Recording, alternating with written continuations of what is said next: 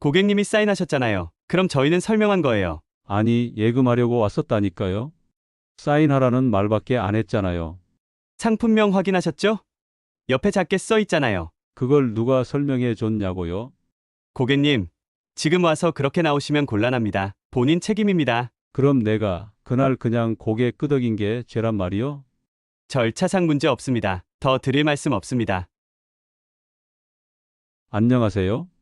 정동식입니다. 63이고 평범한 사람입니다.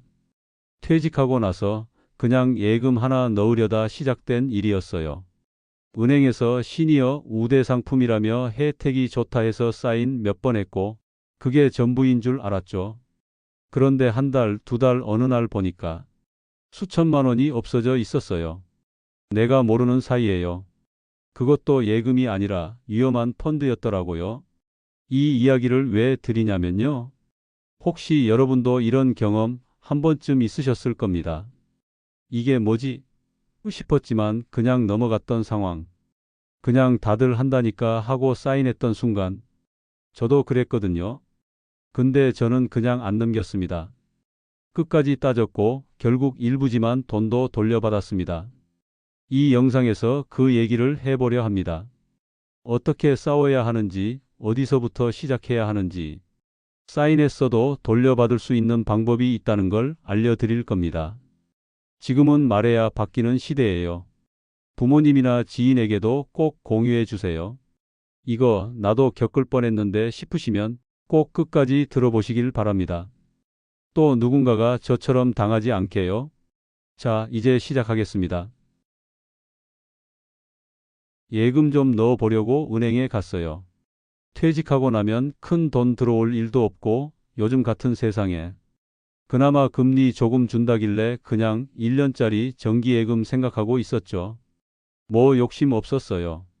딱 그 정도만 묶어두고 나머지는 생활비로 쓰면 되니까요. 번호표 뽑고 기다리는데 창구에 앉은 직원이 빠르게 불러주더라고요. 젊은 분이었어요. 말도 빠르고 손도 빨랐고요. 앉자마자 인사를 하고 컴퓨터를 슥슥 두드리면서 이렇게 말하더라고요. 고객님, 요즘 시니어 우대 상품 나왔습니다. 금리도 괜찮고요. 지금 하시면 추가 혜택도 있어요. 그러니까 마음이 좀 움직였죠. 저도 나이 들다 보니까 시니어 우대 같은 말에 약하더라고요. 그래서 가만히 듣고 있었더니 예금 하나만 하면 3.8%인데 특정 상품이랑 같이 가입하면 4.2%까지 나온다는 거예요. 같이 하시면 혜택 더 드릴 수 있어요. 이건 원금 손실 걱정 전혀 없고요. 예금처럼 보시면 됩니다. 이렇게 말하더군요. 그땐 그 말만 믿었어요. 위험한 거 아니라고 하니까 그냥 그런가 보다 했죠. 형광펜으로 체크된데 몇 군데 사인만 하라고 하니까 그냥 사인했어요. 뭔가 복잡한 설명도 없었고 종이만 계속 넘기길래 예금 통장 만들려면 서류가 많구나 이 정도로만 생각했습니다. 같이 하자는 그 상품이 뭐였는지 지금 생각해봐도 그날엔 모르고 나왔어요. 문제는 몇 달 뒤에 생겼어요. 우연히 통장 정리하다가 이상한 항목이 눈에 들어왔어요. 내가 분명히 예금한 돈인데 어디선가 자꾸 빠져나가고 있었거든요. 처음엔 자동이체인가 싶었는데 확인해 보니까 계좌명이 이상했어요. 내가 들어본 적도 없는 이름, 뭔가 영어로 써 있는 거였죠. 수익률도 마이너스더라고요. 그제야 불안해졌죠. 바로 은행에 다시 갔습니다. 그날 창구엔 다른 직원이 있었어요. 내가 설명을 요청하니까 컴퓨터를 보더니 출력물을 하나 주더라고요. 그리고는 이렇게 말했어요. 고객님, 이건 펀드 상품입니다. 예금이랑은 다릅니다. 그 순간 머리가 띵했어요. 펀드요? 내가 언제 펀드에 가입했지? 난 그런 적이 없는데. 그렇게 말하려다가 입이 떨어지질 않더라고요. 내가 사인했던 서류가 출력돼서 나왔는데 한두 장이 아니었어요. 정기예금 가입 서류, 투자 설명 동의서, 그리고 펀드 가입 확인서까지. 분명히 난 예금만 가입한 줄 알았는데 상품이 두 개였던 거죠. 근데 서류는 하나처럼 보였고 설명도 없었어요. 사인만 계속 유도했던 게 생각났습니다. 그날 그 창구에서 난 한 번도 이게 펀드입니다 라는 말을 못 들었어요.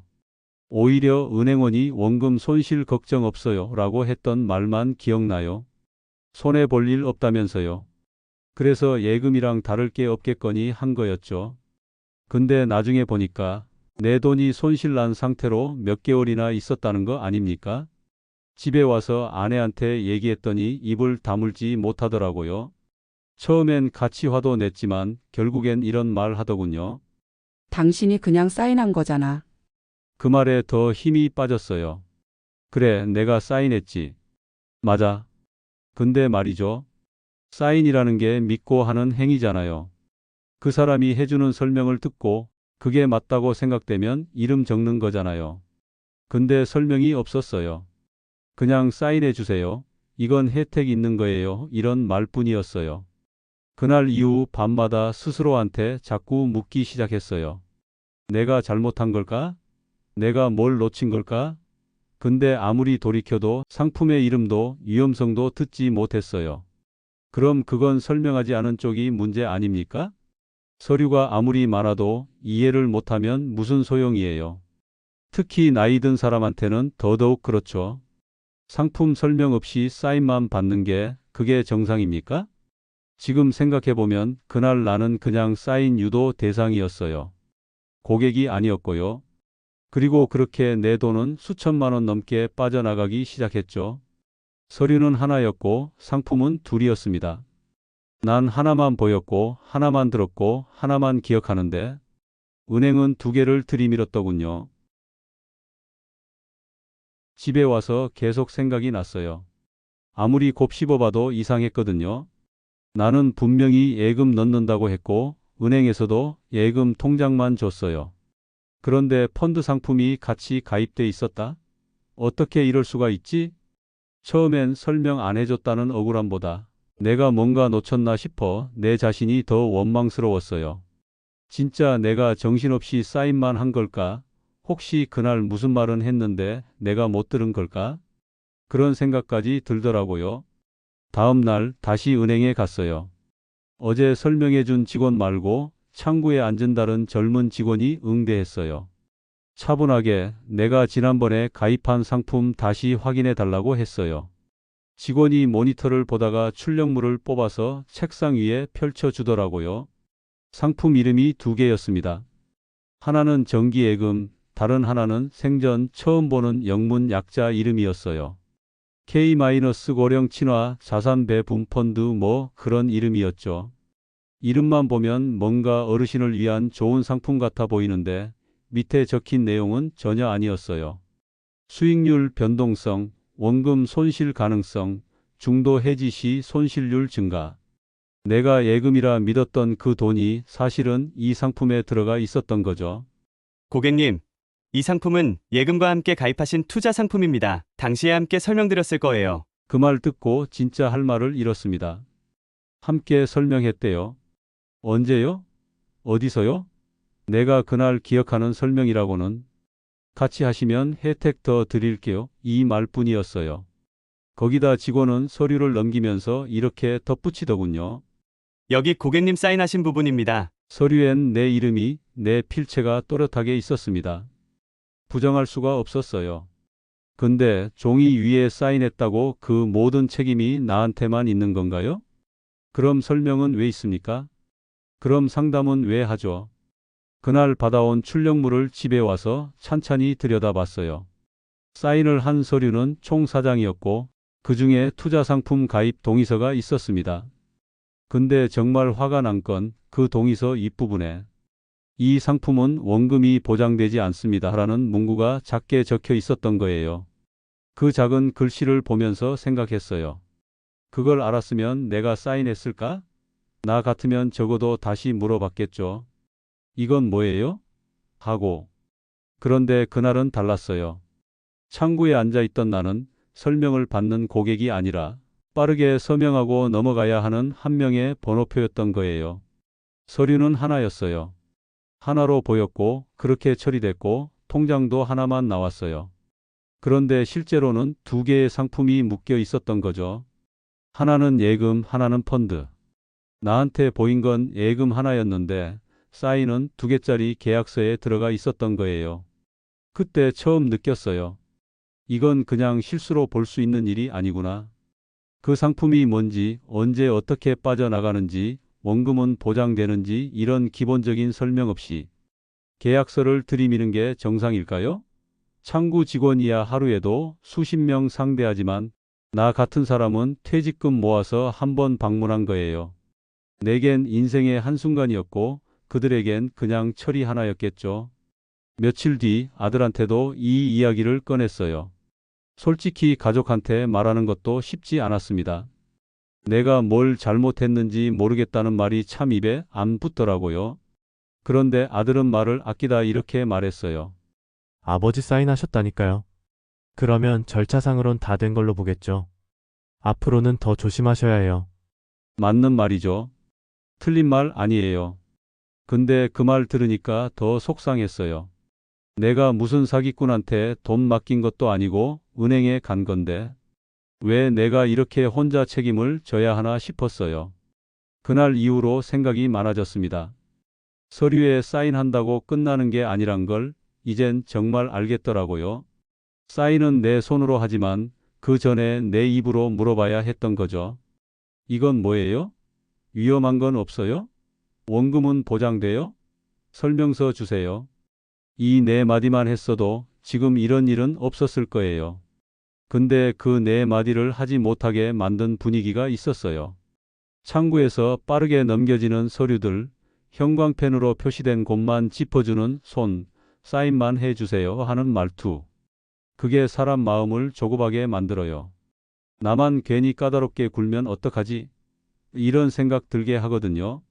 지금 와서 말하지만 여러분 서류가 하나처럼 보여도 그 안에 상품이 둘일 수 있어요. 상품명이 같아 보여도 그 안엔 성격이 전혀 다른 게 숨어 있을 수도 있고요. 설명을 안 해주면 꼭 요구하세요. 내가 이해할 때까지 듣고 이해한 다음에 사인하세요. 이해 안 되면 하지 마세요. 난 그걸 몰랐습니다. 그래서 이렇게 손해봤고요. 내가 이 얘기를 하는 이유는 하나예요. 다음 사람은 나처럼 당하지 않게 하려고요. 이건 제 자존심의 문제기도 하지만 이제는 누군가한테 알려줘야 할 책임이 생겼다고 느껴서 그렇습니다. 서류는 하나였지만 상품은 둘이었습니다. 나는 그걸 너무 늦게 알았어요. 처음엔 정말 눈치도 못 챘어요. 그냥 예금해뒀으니까 손 뗄 일 없고 어차피 1년 만기 채우면 알아서 이자 들어오겠지 그렇게 생각했죠. 그런데 한 번은 아내가 물었어요. 이자 들어왔어?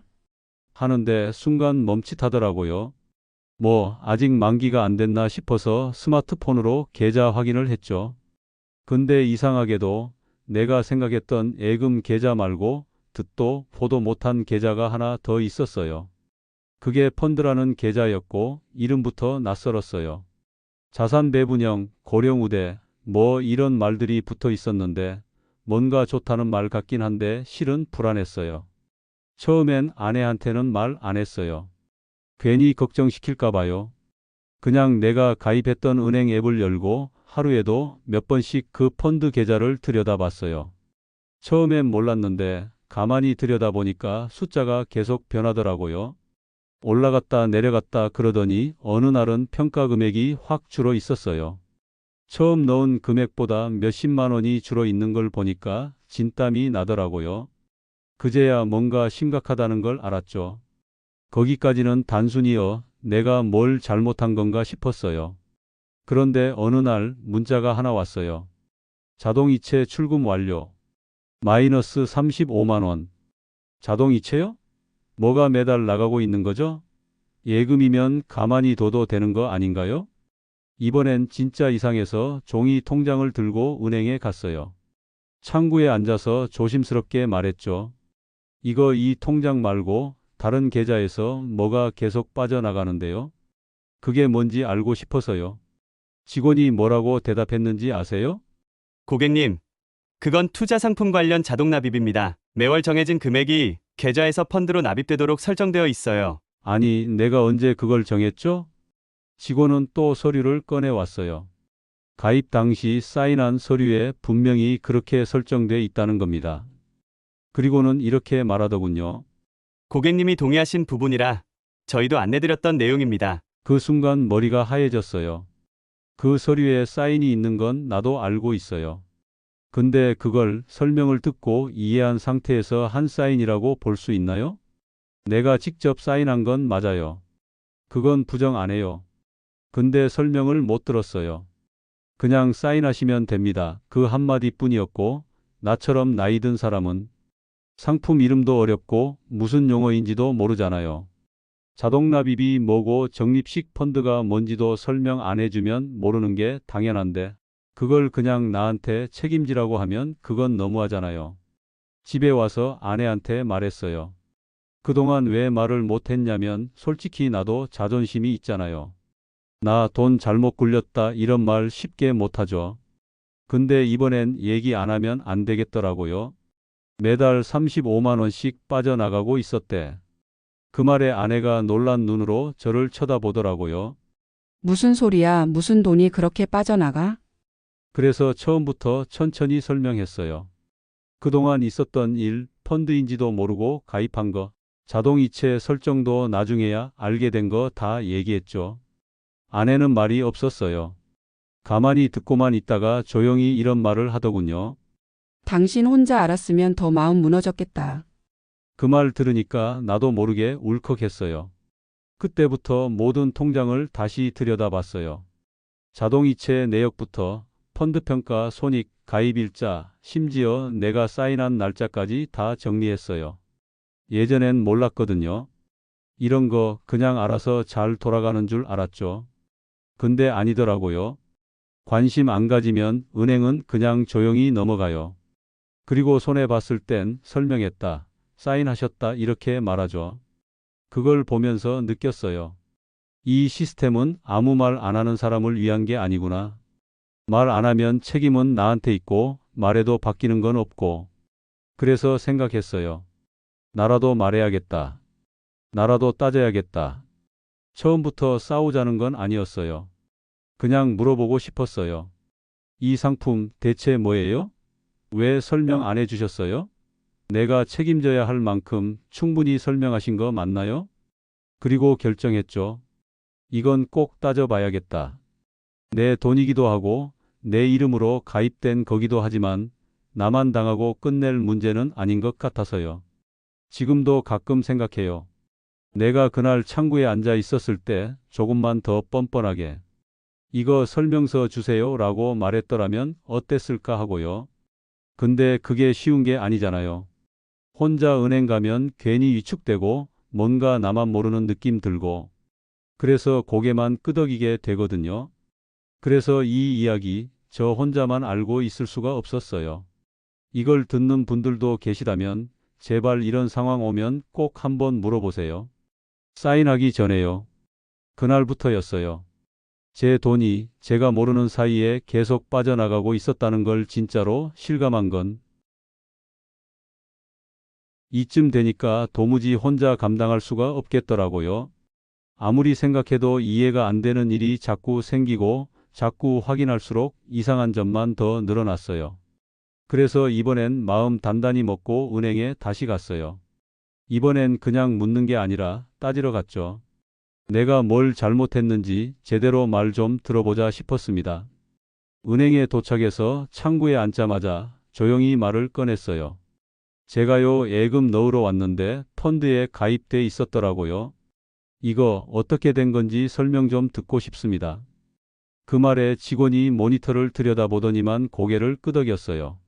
네, 고객님. 6개월 전에 가입하신 고령우대 복합상품 맞으십니다. 예금과 펀드가 결합된 형태로 당시 설명드리고 진행됐던 상품이고요. 그 말투 진짜 너무나 자연스럽더라고요.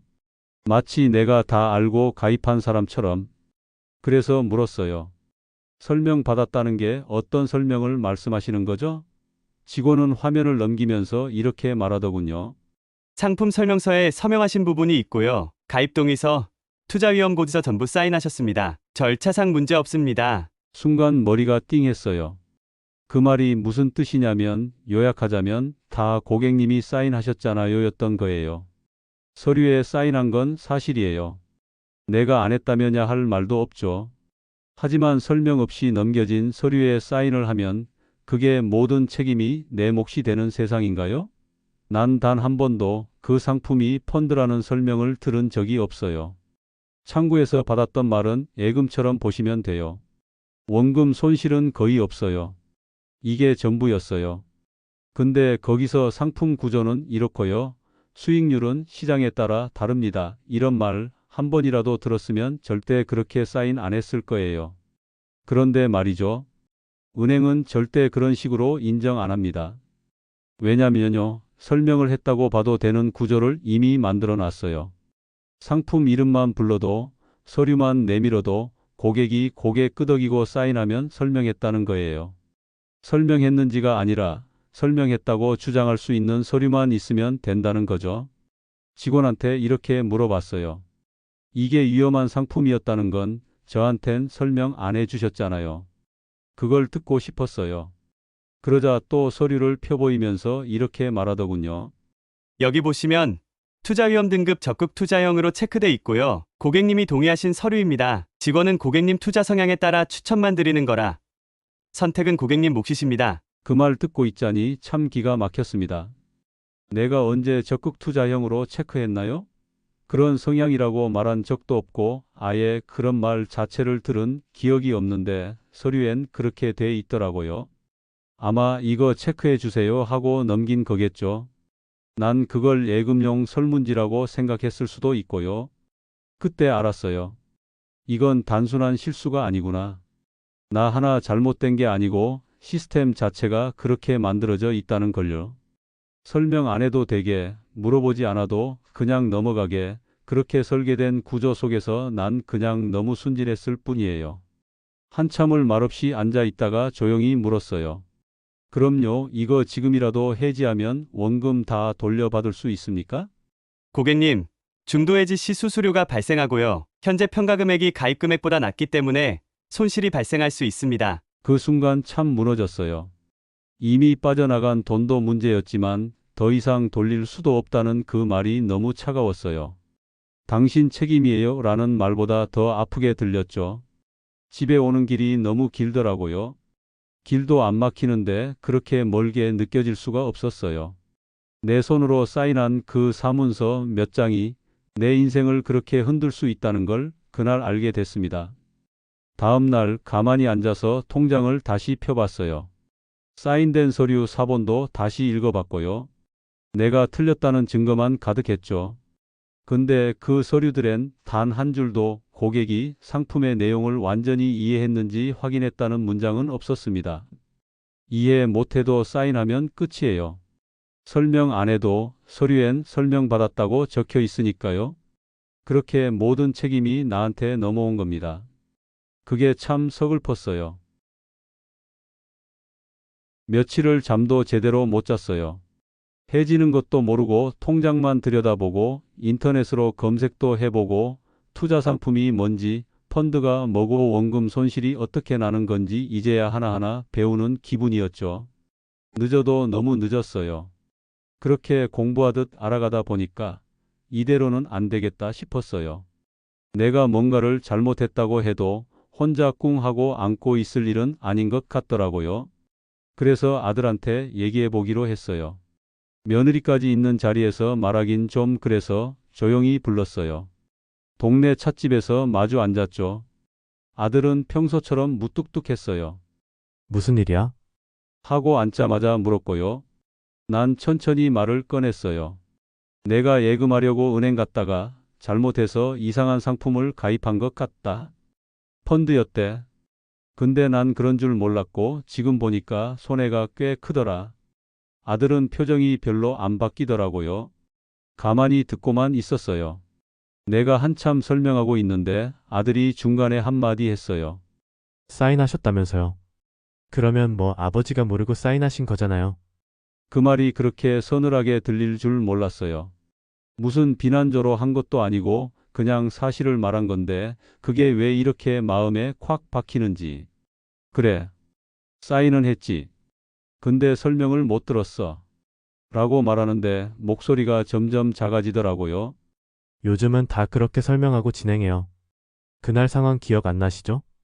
그 말에 더 이상 아무 말도 못했어요.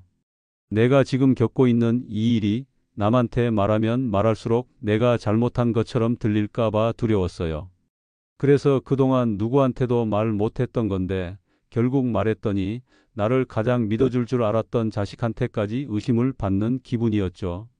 집에 돌아오는 길에 멍하니 걸었어요. 괜히 말했나? 그냥 혼자 알아서 처리할 걸 속이 답답했어요. 자식한테 무슨 도움을 바란 것도 아니고 그냥 들어만 줘도 좋았을 텐데.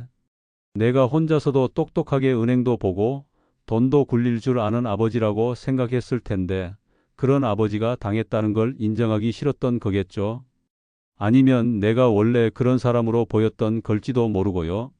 며칠 후 며느리한테서 연락이 왔어요.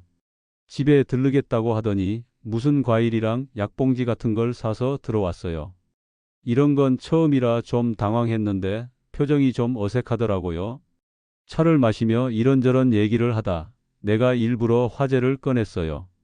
저번에 은행에서 일당했다는 얘기 들었지? 네, 오빠한테 들었어요.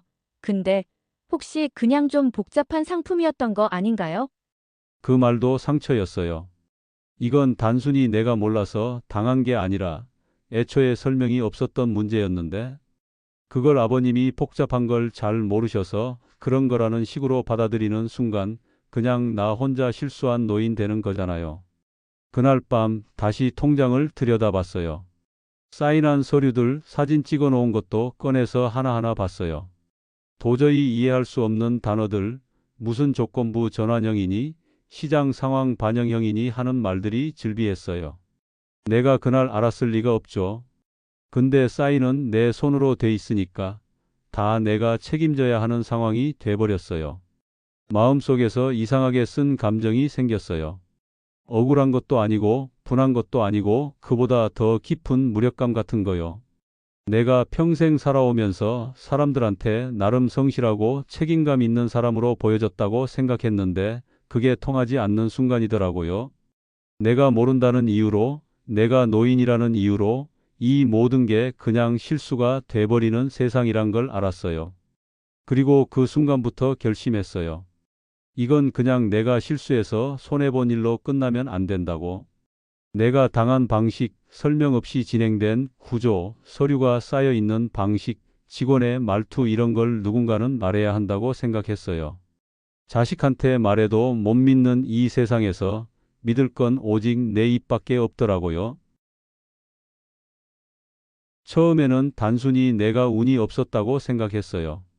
한 번 실수로 잘못된 상품에 가입했고 그 때문에 돈이 날아갔고 그걸 이제 와서 후회해봤자 뭐가 달라지겠냐고 스스로 위로하면서 넘어가려고도 했죠. 그런데 시간이 지날수록 그게 아니란 생각이 점점 강해지더라고요. 이건 내 실수가 아니라 설명 없이 사인을 유도하는 구조였고 은행은 그걸 너무도 익숙하게 하고 있었던 거예요. 어느 날 인터넷에서 불완전 판매라는 단어를 보게 됐어요. 예전엔 뉴스에서 들어도 남 얘기 같았는데 이번엔 너무 내 얘기더라고요. 설명 없이 혹은 충분한 설명 없이 금융상품을 판매하는 행위라고 돼 있었어요. 그걸 읽자마자 소름이 쫙 끼쳤습니다. 그게 지금 나한테 일어난 일이었거든요. 그날 밤 서랍 깊숙이 넣어뒀던 가입 서류를 다시 꺼냈어요. 조심스럽게 한 장 한 장 넘기는데 손끝이 떨리더라고요. 거기엔 분명히 내 사인이 있었고 내 이름이 적혀 있었고 도장까지 선명하게 찍혀 있었어요. 그런데 아무리 읽어도 설명을 들었다는 기억이 떠오르지 않았어요. 오히려 기억나는 건 단 하나, 여기 사인해 주세요. 이건 다들 같이 하세요. 그 말뿐이었어요. 그럼 도대체 설명은 어디 있었던 걸까요? 내가 몰랐던 게 잘못일 수도 있죠.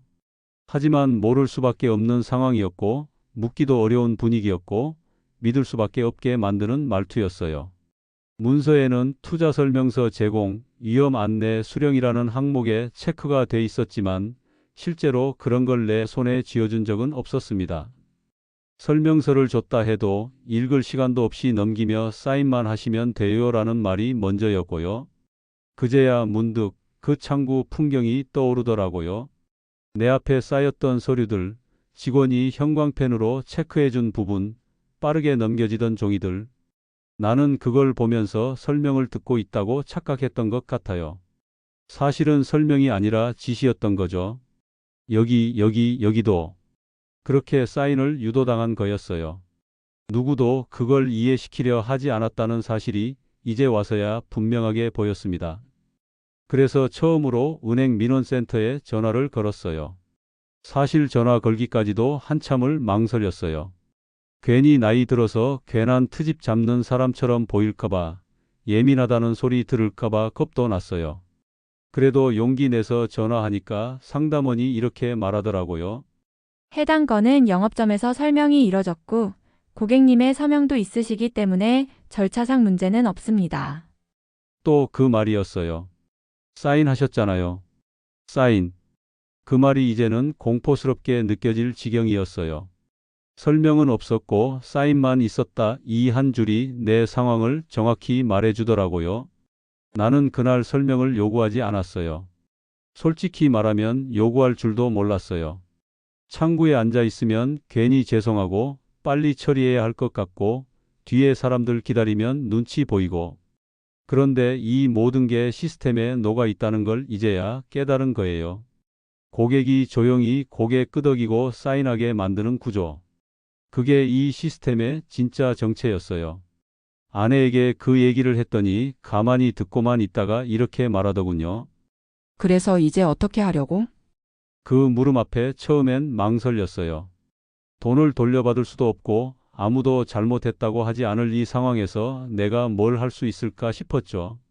그런데요, 분명한 건 있었어요. 나 같은 사람 또 생기지 않았으면 좋겠다는 거예요. 그래서 마음을 먹었어요. 일단 내가 당한 과정을 끝까지 정리해 보기로요. 어디서 뭘 놓쳤는지, 어떤 말이 나왔는지, 어떤 말이 없었는지. 그리고 생각했어요. 이건 비단 은행 창구에서의 일이 아니라 우리가 평생 겪어온 구조의 축소판일 수도 있다는 거예요. 사인 하나면 된다는 말에 익숙해진 세상.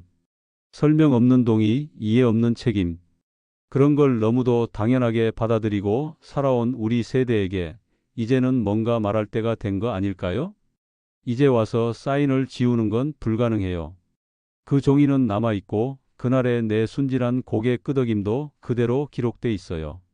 하지만 앞으로는요, 저는 사인하기 전에 물어보려고요. 그리고 이해하기 전엔 고개 끄덕이지 않으려고요. 설명은 없었고 사인만 있었다.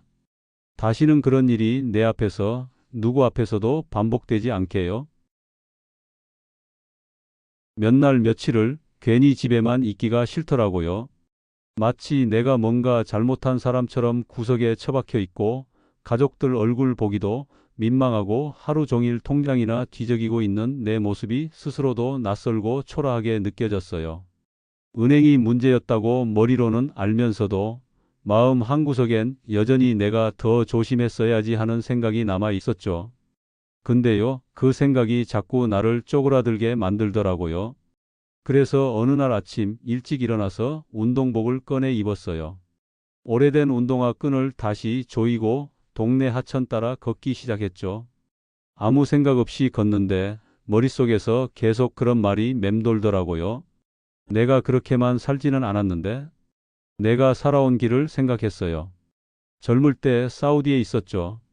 거기서 철근 날랐고 모래바람 속에서 벽돌 쌓았고 하루 12시간 넘게 일했어요. 그 나라 말도 못 알아듣는 상태로 땀으로 몸을 버티며 견뎠어요. 그래도 돈 벌어야 했으니까요. 그 돈으로 부모님 병원비 내고 자식들 학원비 댔고 집도 장만했어요. 누구보다 아등바등 열심히 살았어요. 그런 내가 지금은 창구 하나 못 이기고 무너져 있었다고요? 설명 한마디 못 듣고 사인했다는 이유만으로 수천만 원을 날려야 하는 사람이 돼 있다고요? 아니요. 아무리 돌이켜봐도 난 그렇게만 살지 않았어요.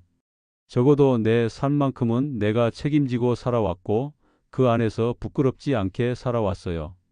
그런데 지금은 그게 다 부정당하는 느낌이었어요. 그 생각을 하니까 뭔가 울컥하는 게 올라오더라고요. 내가 그렇게 쉽게 넘길 사람이 아니었는데 왜 지금까지는 그렇게 눌려 있었나 싶었어요. 아들이 사인하셨다면서요 라고 말했을 땐 고개를 떨궜지만 이제 와 다시 생각해보면 그 한마디가 너무 불공평하다는 걸 알겠더라고요. 아니, 세상에 어느 누가 모든 걸 다 이해하고 사인합니까? 그걸 설명하고 충분히 납득시키는 게 그쪽 책임 아니에요? 집에 돌아와서 책상 앞에 앉았어요. 작은 노트 하나 꺼내놓고 내가 겪은 일들을 순서대로 적어봤어요.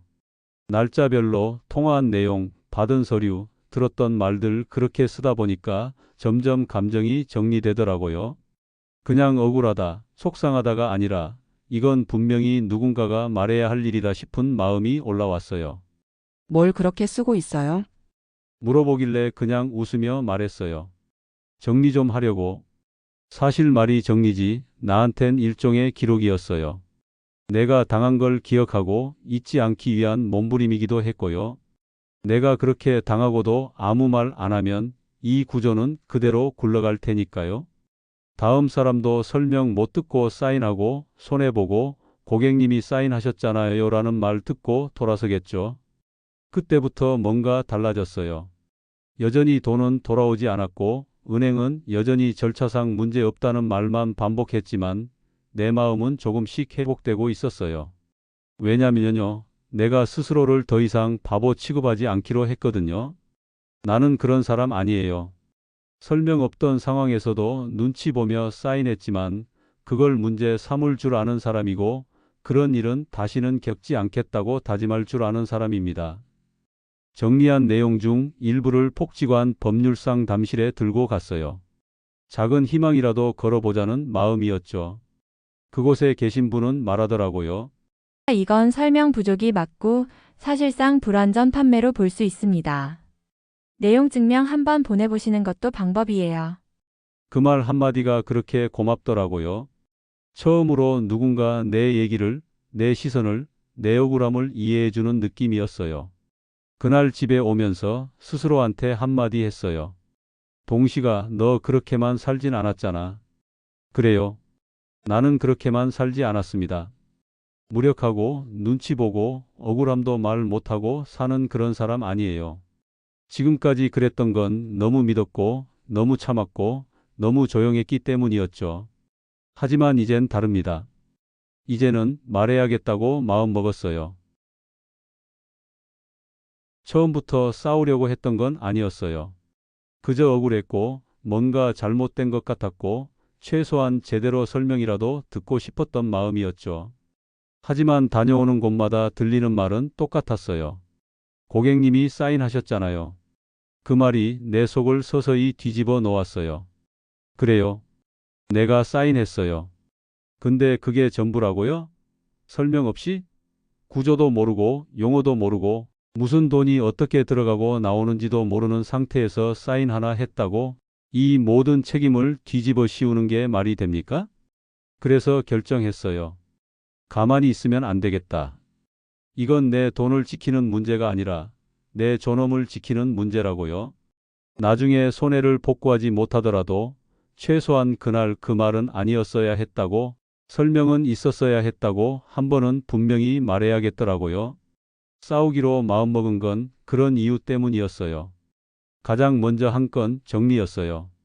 통장 거래 내역, 가입 당시 받은 서류, 상품 설명서라고 준 종이 한 장까지 다 꺼냈어요. 그리고 내가 기억하는 흐름대로 노트에 써 내려갔죠. 은행에 처음 갔던 날, 창구에서 어떤 말을 들었는지, 몇 장의 종이에 사인했는지, 언제부터 내 돈이 빠져나갔는지 조용히 앉아서 글로 정리하다 보니 점점 분명해졌어요. 내가 틀리지 않았다는 확신이요. 그 다음엔 복지관 상담실에 예약을 잡았어요. 전에 상담사분이 내용 증명 보내볼 수도 있다고 말해줬거든요. 다시 찾아갔죠. 그날은 긴장돼서 일찍 도착했어요. 상담사는 나를 반갑게 맞이했고 노트를 꺼내 보여주니까 한 장 한 장 꼼꼼히 읽어보더군요. 이건 불완전 판매 주장 충분히 가능하십니다. 특히 설명서 미교부, 투자 성향 부적합, 상품 구조에 대한 이해 부족 등은 다 문제 소지가 있어요. 그 말 한마디가 그렇게 고마울 수가 없었어요. 처음으로 누군가가 내 얘기를 끝까지 듣고 내 편이 되어주는 느낌이었거든요. 내용 증명을 보내는 건 생각보다 간단하지 않았어요. 형식도 맞춰야 하고 문장도 조심스러워야 하더라고요. 상담사분이 도와주셔서 내가 직접 겪은 일들을 중심으로 문서를 작성했어요. 설명을 충분히 듣지 못한 채 가입한 상품에 대해 문제를 제기합니다. 이 문장을 쓰는데 손이 떨렸어요. 그냥 문장이 아니라 내 속에 쌓인 억울함을 조심스럽게 끄집어낸 말이었거든요. 며칠 뒤 내용 증명이 발송됐다는 문자 알림이 왔어요. 마음이 복잡했어요. 내가 정말 이런 걸 해도 되나 싶기도 했고 괜히 더 큰 문제로 번지지 않을까 걱정도 됐어요. 근데 곧 생각이 바뀌었어요.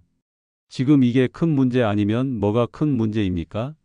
내 돈이 수천만 원이 날아갔는데 그걸 왜 아무 말도 없이 넘겨야 하죠?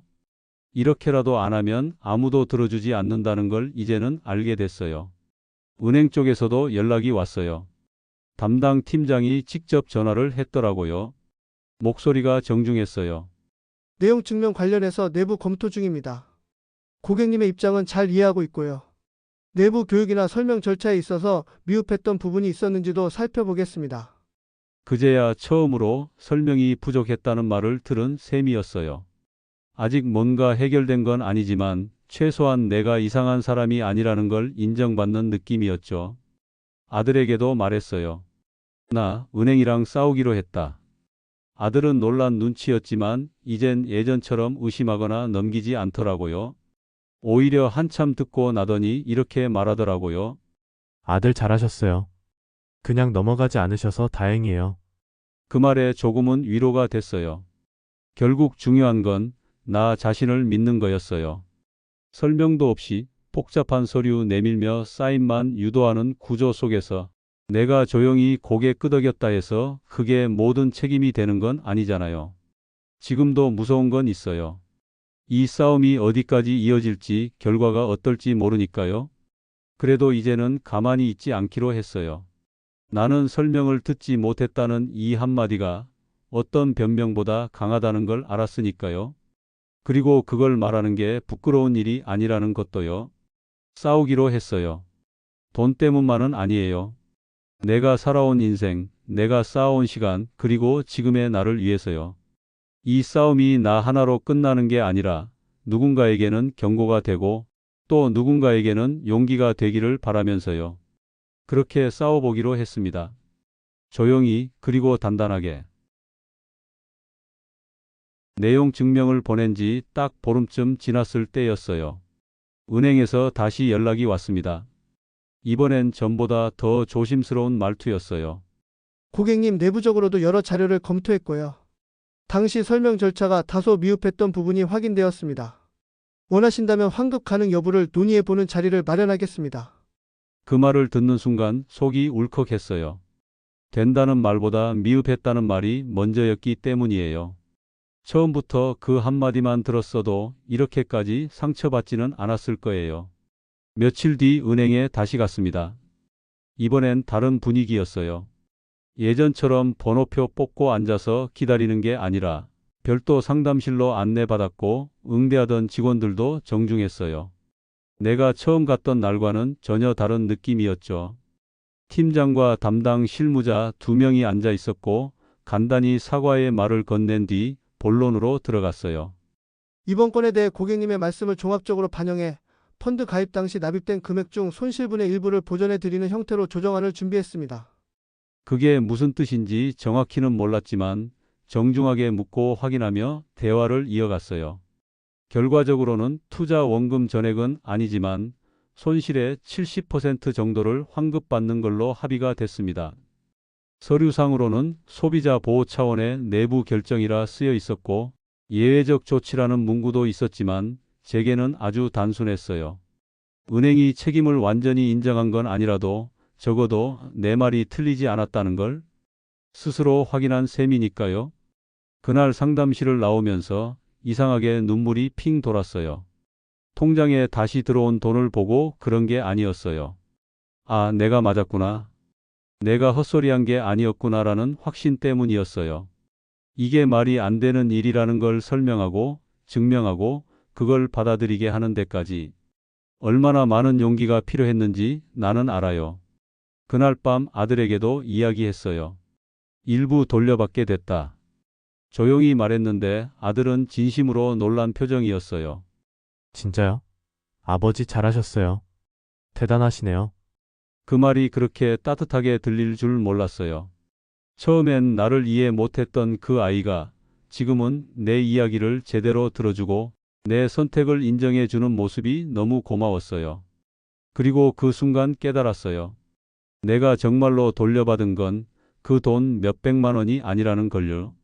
난 그 싸움에서 내 목소리, 내 자존감, 내 존재에 대한 믿음을 돌려받았어요.